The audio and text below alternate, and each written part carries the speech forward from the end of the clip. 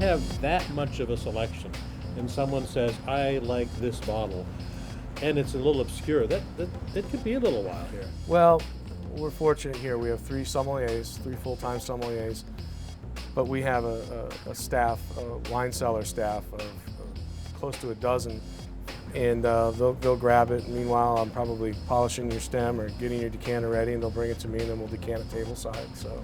And you also do here, I mean, one of the biggest selections of wine by the glass that I've ever seen. And usually I have a rule that in most restaurants, wines by the glass suck, because they usually do really suck, and they're usually aimed at offending the least number of people.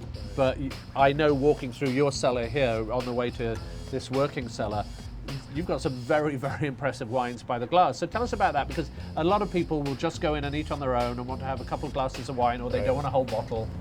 I think it really goes back to Bern, the founder. His goal was to have the biggest selection rather than biggest collection, and if that meant having a $2 glass of wine or a $50 glass of wine, he wanted to be able to provide that for whatever his customers were looking for. So people can come in here with all budgets and be able to get something that's going to be really, really enjoyable by the glass to go with their perfect steak. And also, properly aged wines by the glass, which is unheard of. I mean, I don't really know of too many places that can sit on wine like we do, hold it, cellar it properly, and then be able to. Most people have to, especially in wine by the glass, it's all younger wines. I mean, here at Bern's, we've got wines going back to 1973 or 1974 by the glass that have been there the whole life.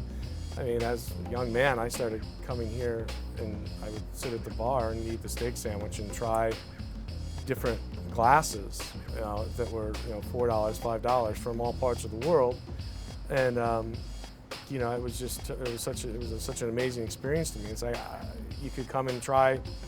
We discussed Old Rioja and buy a glass of it for $5, and it was 30, 40-year-old Rioja in a glass. I mean, that's unheard of. No, it isn't.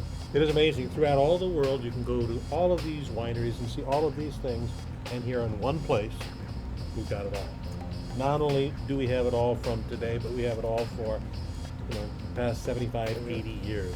We're sorry about breaking that 1920 line. It's a great vintage, 22. Well, we're going to be washing a lot of dishes before we leave.